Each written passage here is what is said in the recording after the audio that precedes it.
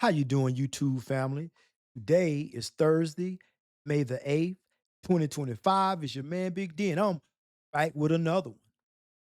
I want to thank all you good folk out there in YouTube land for continuing to show support to my son and I. We greatly appreciate it. Thank you. Well, family, I am back with another video. And in this video, we got Officer Tatum, good brother, stand on business, always coming with that knowledge. But the main thing, he comes with the truth. And for him having worked in the law enforcement career field, having seen, you know, things that people do to each other, what human beings do to each other, the harm, the pain that we can inflict upon each other, especially when we get caught up in our emotions. So he's talking about this whole Carmelo Anthony thing with the whole GoFundMe and the whole give, send, and go. Um, as you know, people can contribute to worthy causes. Well, contribute to causes that they deem to be worthy. And the Carmelo Anthony situation prompted his family to create a GoFundMe or a Give Send Go account where people donated money, and they donated, they people donated a significant amount of money because people believe that, this young man is innocent.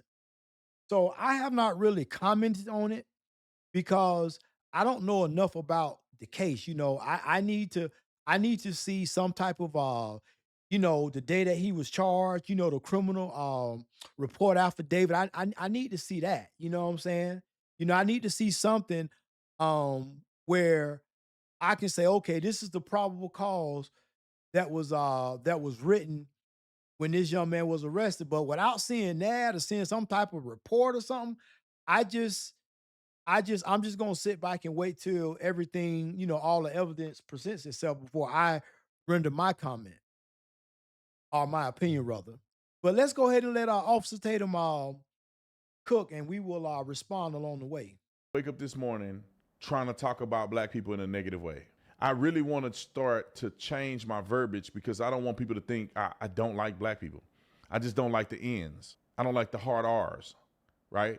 There's a lot of good, successful black people that I love, incredible people. I was around a couple of them today. Great people, just like anybody else. But then there's the ones, just like the white ones and the Mexican ones and of any race that are absolute horrible individuals, disingenuous, evil devils. And those are the ones I don't like. Those are the ones I call out every day. The ones who sabotage their own community and sabotage and hate America and full of divisiveness and lies. Let's go to one of those fools that I dislike and I'm vehemently against. Is this guy named Dominique Alexander. This guy is a convicted felon, criminal, and to be honest, he is literally ruining the case for Carmelo Anthony. Now, I'm not saying Carmelo Anthony had a good case to start with, but absolutely the worst look that you could potentially do as a family is have this guy who can't even speak proper English, who don't have a good reputation in the criminal justice system, himself has been to prison for assault and all kind of other violent crimes and theft. And then they had a good opportunity to taint the jury pool in a positive way for Carmelo Anthony. Because Austin Metcalf's dad, which I disagree with him on trying to be unifying, because I said these people don't want to unify. Well, let me say this.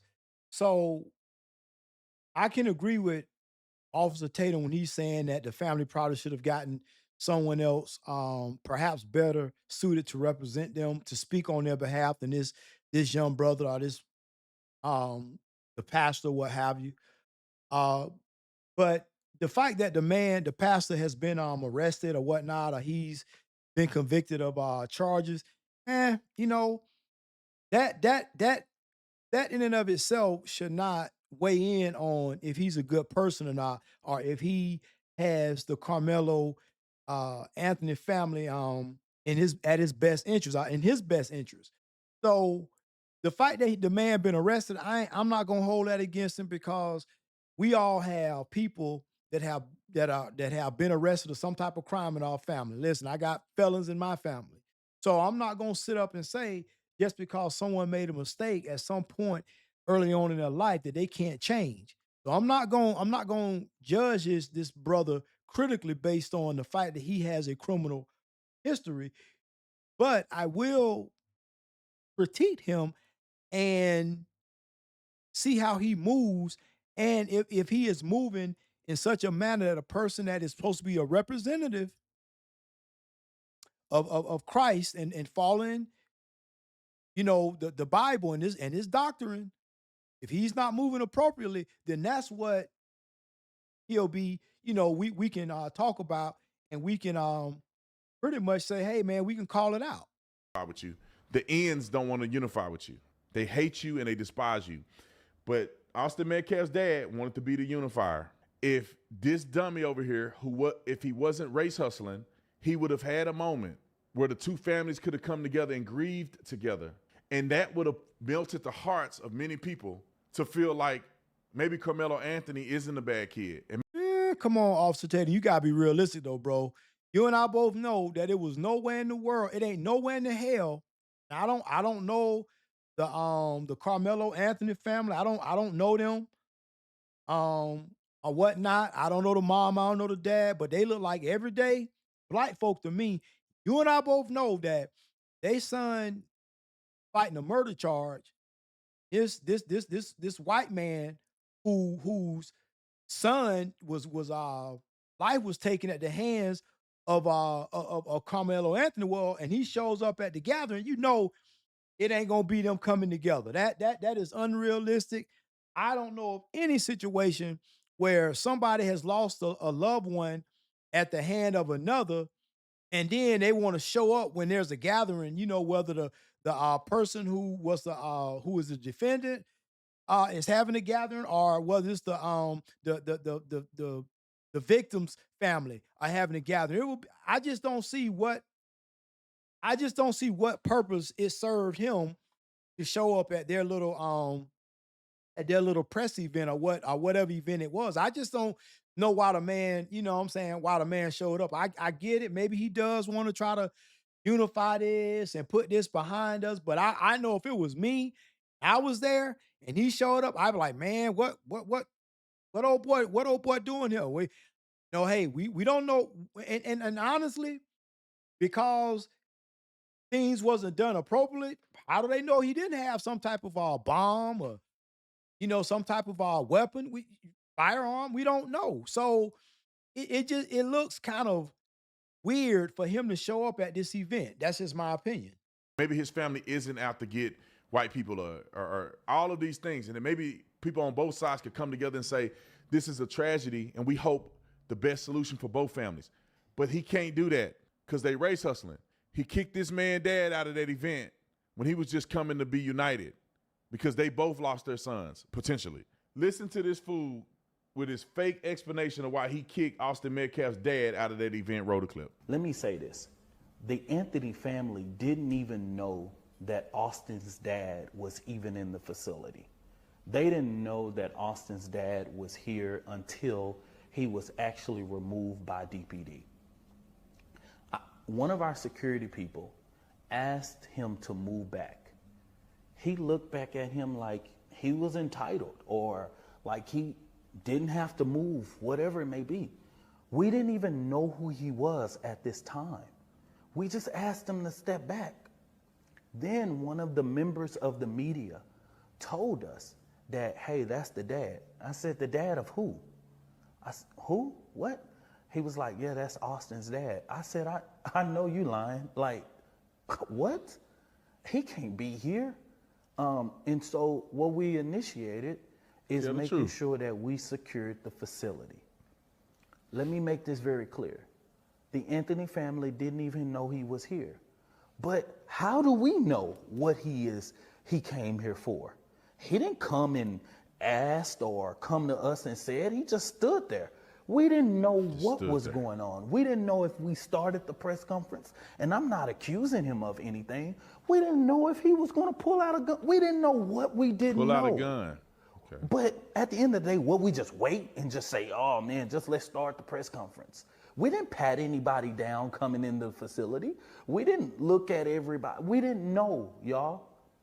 But these YouTubers and TikTok and all these people started to rush to judgment. I'm being insensitive. I'm being this. I have a press conference with a whole media press corps in a family that I have to ensure the safety of.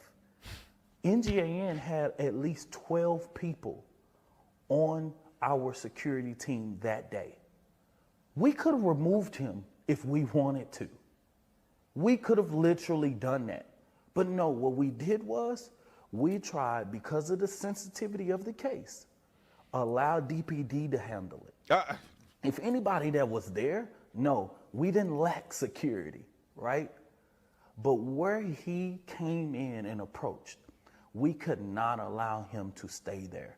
Not only outside of the fact that this is a current pending criminal case, right? And the press conference was about the Anthony family and their use of funds. The funds that they have not even received yet at that time. So it wasn't really about the particulars of the case. It was about these false narratives that came out about how they were using their.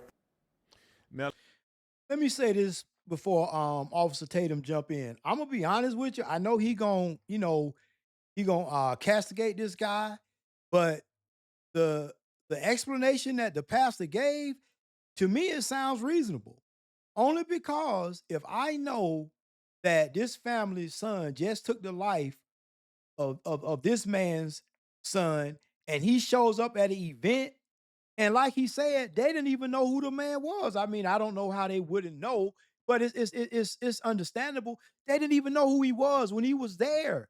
And then one of the news media persons had to tell them, "Hey, that's the kid, father, the kid that was the victim's father." You know what I'm saying? So then it was like, "Well, hell, shit." I will be like, "Man, what is he? Does he have a gun?" Like he said, they didn't pat nobody down, and I'm not gonna go into, his security team, if they effective, if they well trained, or it's just a couple deacons, church members or whatnot. I don't know. But I will say that the explanation that this brother, that the pastor is giving to me, it sounds reasonable, because for that white man to just show up there like that, it will make me kind of take a pause. It's like, oh, okay, so what's going on? What's going on here? Now, you know, they probably, I mean, I don't think there was a time or a place for, if there was gonna be a uniting of the families, and they was gonna try to move past this together and grieve together. I don't think that was a time or place that should have happened. It should have been done outside of that event. let me say this. This guy's an ignorant fool, if you ask me. He tried to say, well, we had security. We had 12 people on the security. So why you have that much security but don't pat nobody down? What are you saying, bro? Why do you got security and they didn't do anything? How do you have 12 members of security first of all, he's saying we had security, but you didn't pat nobody down, which, what are you securing if you got this many people? And nobody on your security team knows Austin Metcalf's dad, who been on television as much as y'all have. So what security do you have? What are they there to secure?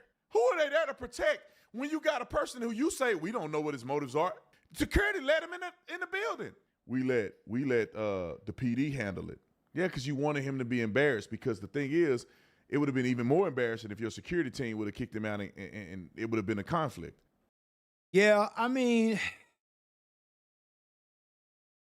from a law enforcement perspective, well, first of all, I saw there were uniformed officers there, and then I saw some civilians. So I don't know if the security team, if that was civilians, or if the security team was off-duty law enforcement. I mean, it's a lot it's a lot of questions that beg for answers. But if they hired off-duty law enforcement to be there to secure that event, well, then I asked, why didn't the cops, I'm pretty sure they knew that was like you said, Austin Metcalf's father. So why didn't one of the law enforcement officers say, "Hey sir, what," you know what I'm saying? I mean, hey, from what we gonna find out, that I think it's a public place. And if it's a public place, like a library, well, Austin Metcalf dad got every right to be there just like everybody else. If they chose the library to have this event, a place that's open to the public, well, he can be there realistically, but it's suspicious that he is there. That's all I'm saying. Probably would have violated his rights because if it's a public event, it's not a private event. You don't pay for it. You can't kick people out of a public event. But what I will say is that keep being evil and keep putting that energy out there. And I think that it's not going to bode well for Carmelo Anthony because the public is beginning to be more turned off more and more this guy talk. And where's his GoFundMe at this point? Do we have his GoFundMe? Let's go to it's about how much? 520, almost six, they raised it to 600,000. Why do y'all need $600,000? I'm just wondering. The kid ain't dead. Y'all need $600,000 to what? Defend him in court? They keep raising the number, 600,000. And he the one killed somebody. And I swear, if you go through and look at, is this scrollable? This is a picture. If you go through and look at the comments, they're disgusting. They're racist. Let's listen to the CEO of Give, Send, Go. He went on. Now, I will say this. I agree with Officer Tatum on this. Okay, a murder case, even with a top paid lawyer, you shouldn't need no more than for this. I would say no more than 250, 300,000. So why they keep upping it? I don't know. We would like to believe that when people ask you to donate to their cause, that they're going to do the right thing with the money. You know what I'm saying?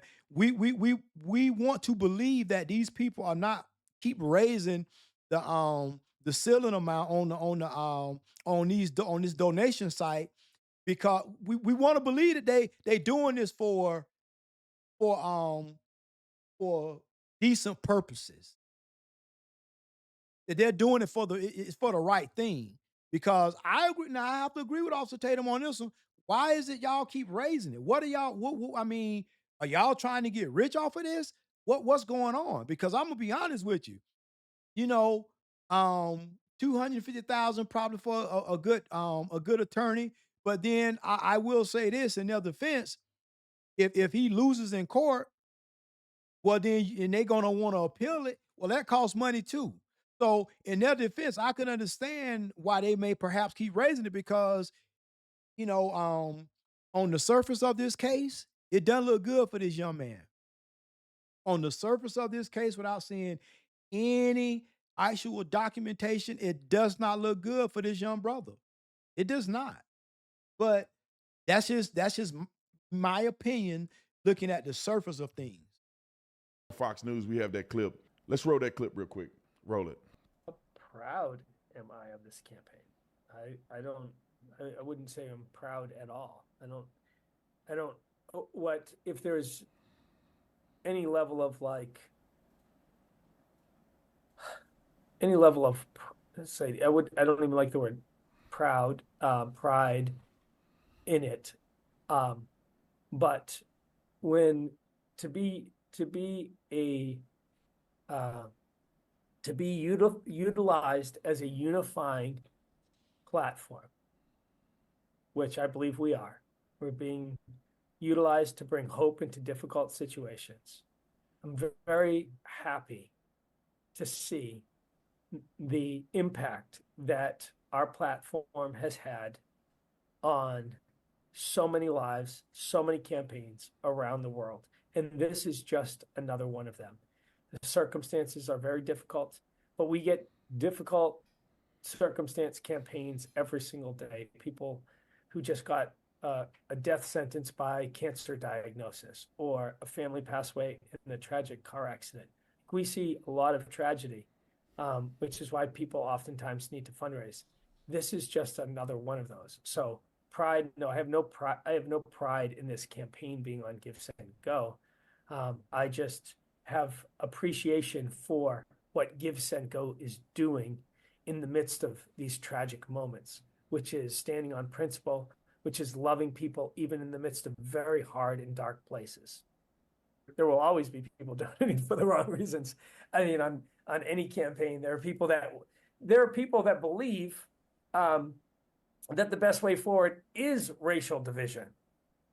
That's what they believe, and so they're going to stoke the flames of racial division however they can, and people do that all the time. That's just the prerogative of living, or the, let's say, not even say penalty, but when you live in free societies, which we do, there is a price to pay. And that is, it allows for some people to do things that might not be good. And I think people do that all the time, like the death threats that we have, or just even saying nasty things to people. Like, well, that's your prerogative. I don't think that's a good thing. Like, do you think you're building society by cussing and swearing and being derogatory to people? Like, no, I don't think many people would agree with that, but yet we have freedom to do it. And so there are people that think that's the best way forward. And I don't find any validation in that in the real world as far as making a positive difference. I think it just adds more fuel to the fire. All And right, I I think I think heard enough. they're So happy the with. CEO made his statement. You get his point. I think he does have a point to a certain degree. I don't know what it's like to run Gifts and Go. They do a lot of campaigns, and I think it's incredible that people are able to crowdfund for things that they truly, honestly need. But people like the lady that called the N-word to the boy, and then this Carmelo Anthony thing is a shame. But I think what the Gifts and Go CEO realizes is that if they don't discriminate against people who raise money, then they make more money, right? You can't go and you can't go on GoFundMe. You go Gifts and Go. They just made, a couple points off of $1 million raised between the two of those people that's involved in somewhat of a race war. And see now that's what I don't agree with. Like that lady, that white lady that called that little 5-year-old black boy, the little 5-year-old kid, called him the N-word, and then she turns around and creates a GoFundMe so she can move because she alleged, oh, people threatening her and all this and that. Listen, nah, man, something like that, no. I'm not donating to that because to me, that's not a cause that's worthy of my monies. And depending on what the cause is, I believe in donating. Donating is giving is if you can do it, I believe that it comes by tenfold if you can do it. And but I also believe you must donate to worthy causes, just causes, not causes based on somebody's skin color, not causes based on a situation where maybe this person could have perhaps done something differently that got them in this situation where now they need people to donate to their cause. No, I mean, if I look at each situation differently, especially when it comes with making donations and parting ways with my resources. Oh, I'm going to scrutinize what I'm donating to. I'm not going to donate to no bullshit. Well, family, always remember, be more tomorrow than you were yesterday. Peace.